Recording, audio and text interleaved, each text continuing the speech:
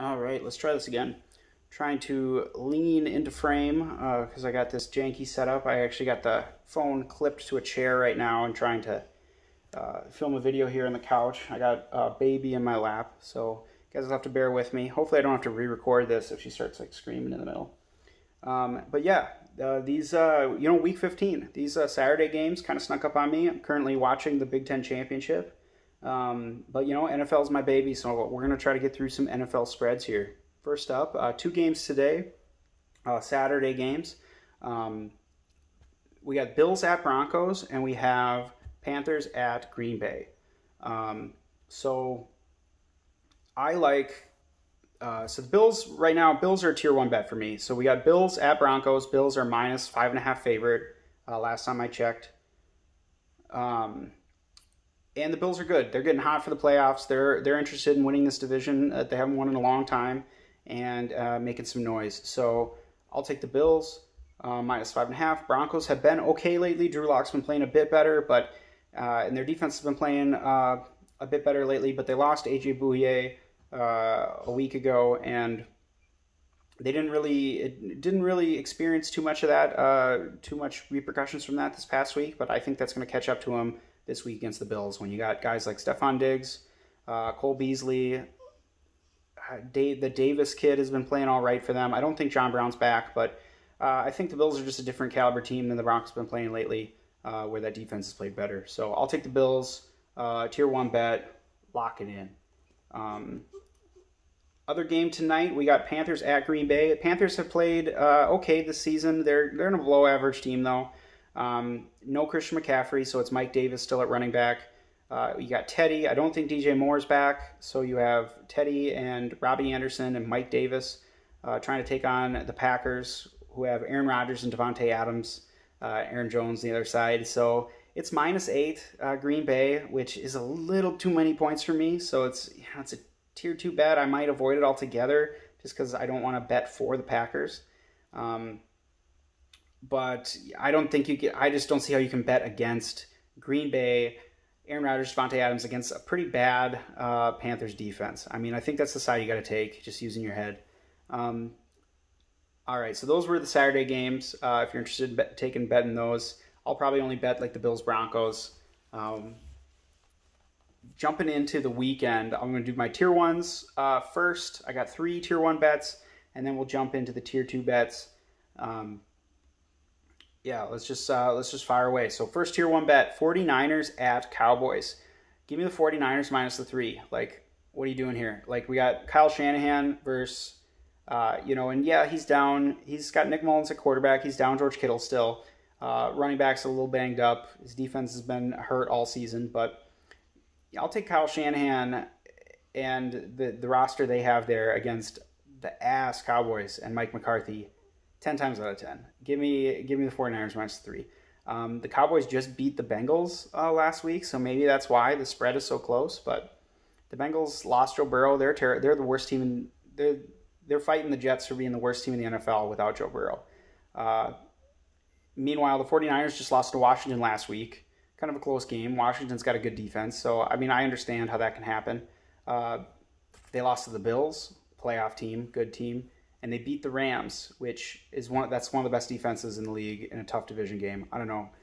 Shanahan's not going to roll over. They're going to show up to play, and they're just a better team and he's better coached than the Cowboys. So I'll take that any time.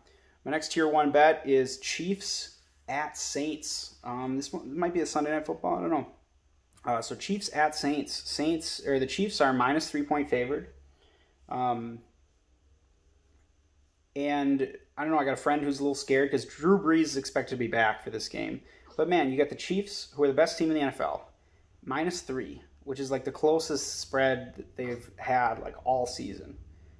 Usually I'm like avoiding the Chiefs because they're giving them like, minus 8, minus 9. Like they got to blow the other team out in order to like cover, which happens most of the time. Or it hasn't happened most of the time. I don't know. I don't know how they're doing against the spread, but I don't know. This is one I feel good about when you can get a small minus 3 spread against the Saints. Yeah, the Saints, they got a good record, but they've been playing like their division's pretty bad. They haven't been playing the greatest competition.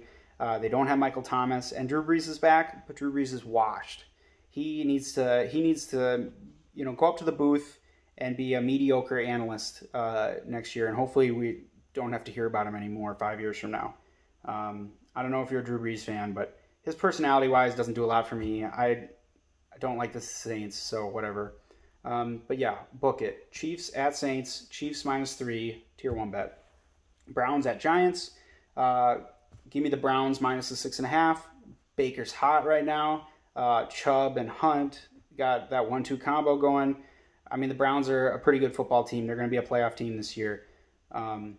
Meanwhile, on the Giants side of the ball, we probably got Colt McCoy starting. Their offensive coordinator's out, so you got Freddie Kitchens calling plays. Their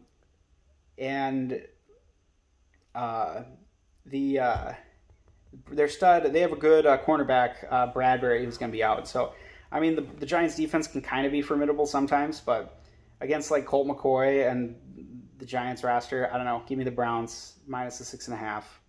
No problem there. So moving on to the tier 2 bets here. Where did the Ravens go? All right, moving on to the tier 2 bets here. Texans at Colts.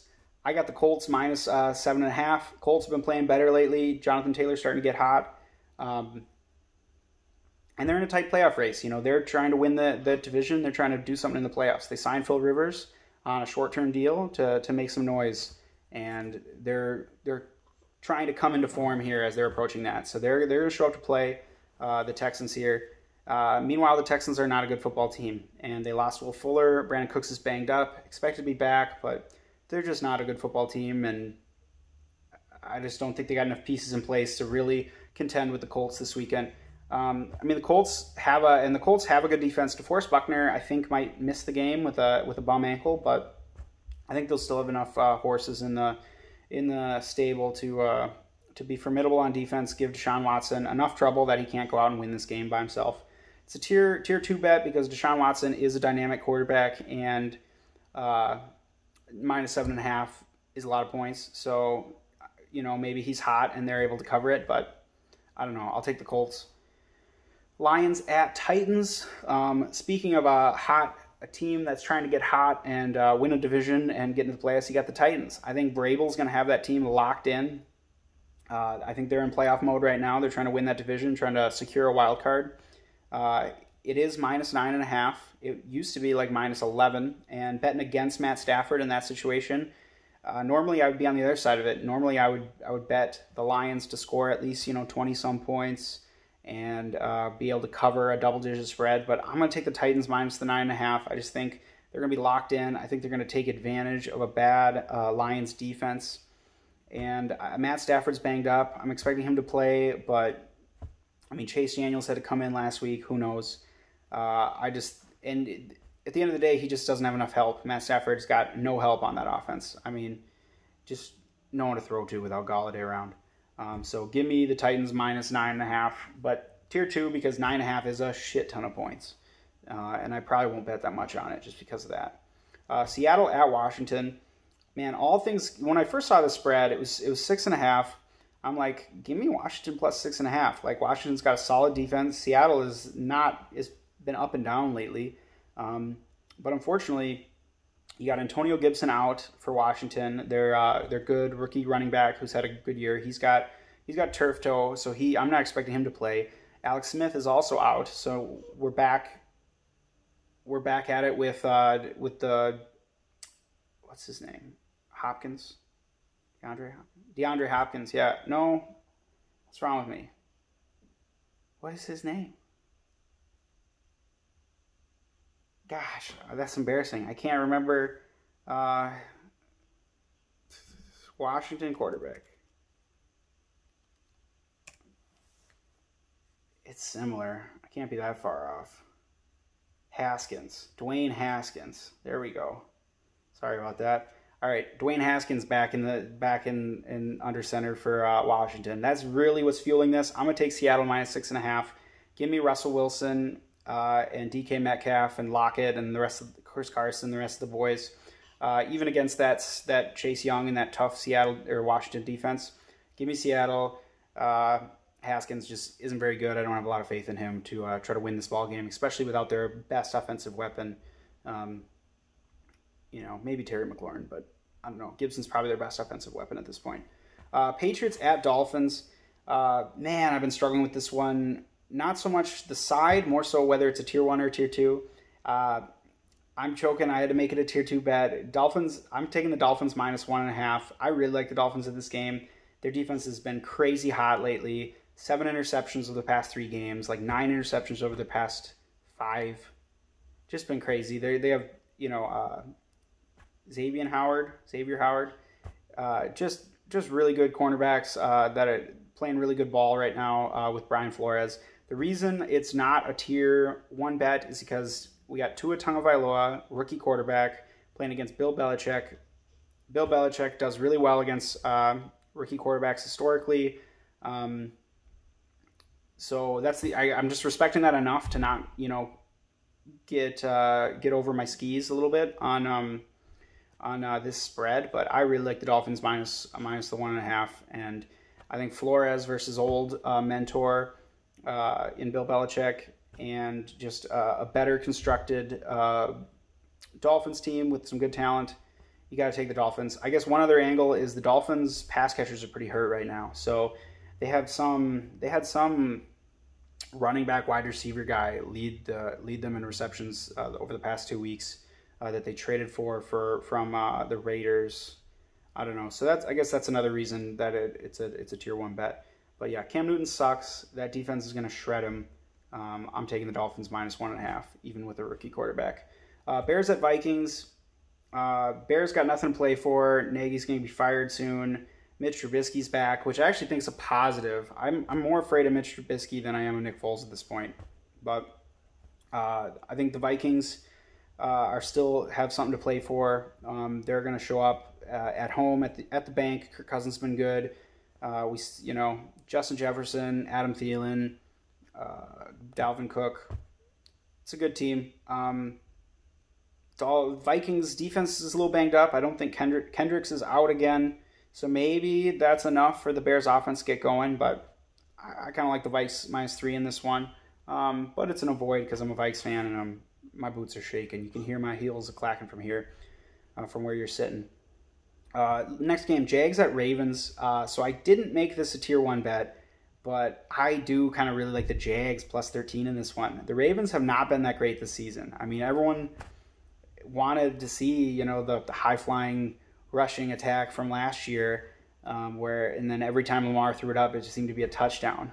That just really hasn't happened. The Ravens haven't been that great. Yeah, they got into a shootout last week, but they can't and they haven't done that every week.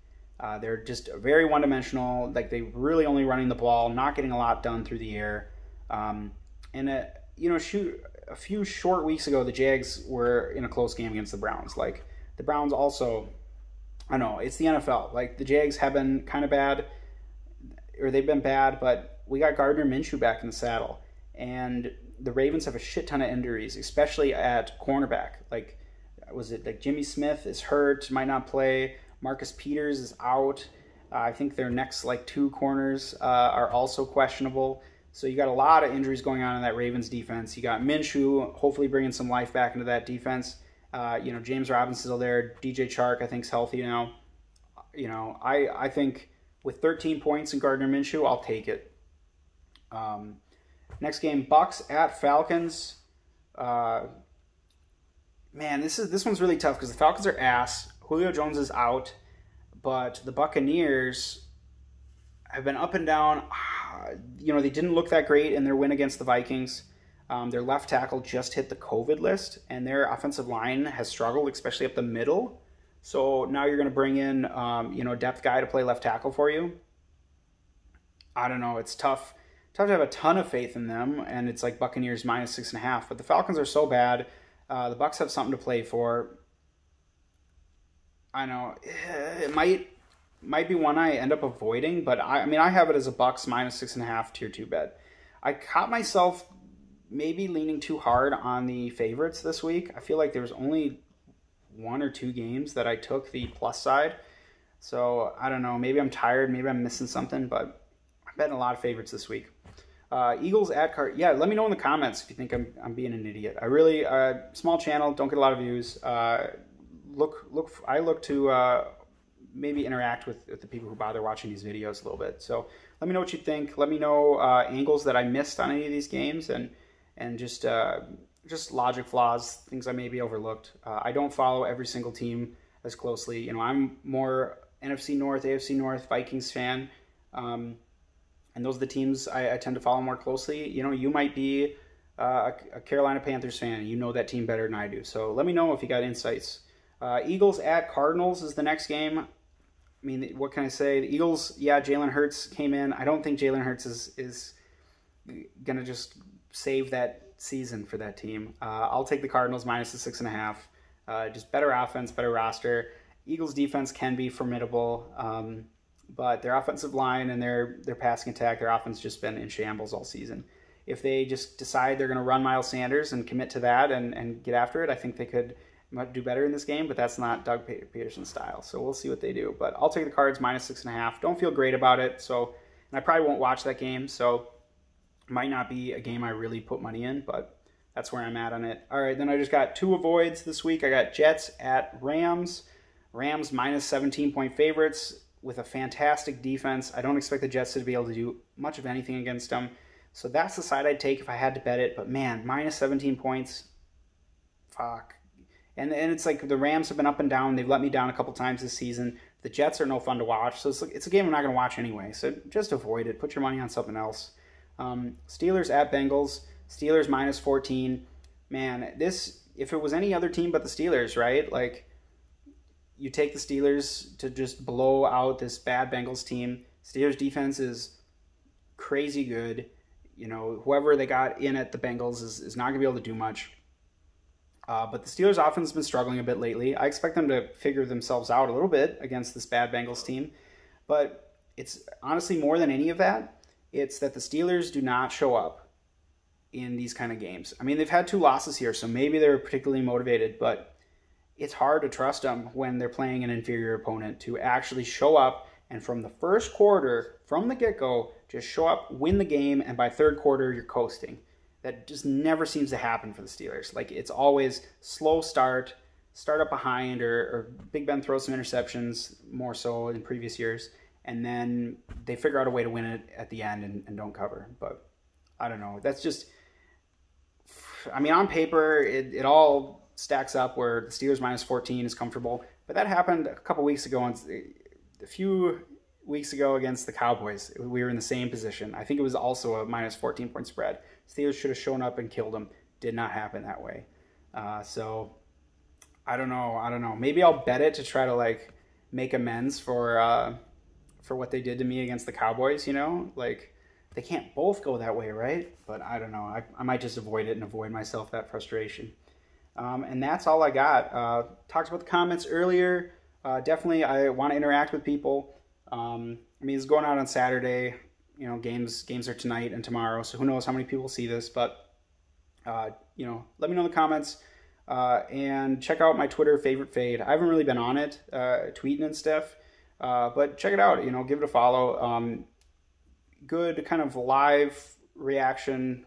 Not live reaction, but like updates throughout the weeks as spreads are moving, different injuries coming out, things I'm watching throughout the week, I'll sometimes tweet about. So check it out, Favorite Fade on Twitter. And then I guess last thing is I did this whole video with my new little daughter. Let me see what we look like on the camera. She was sitting in my lap this whole time, and she's absolutely adorable. So I wanted to show her off on the camera. So there's Elena's YouTube debut there. So she behaved very well during that whole video, so be impressed.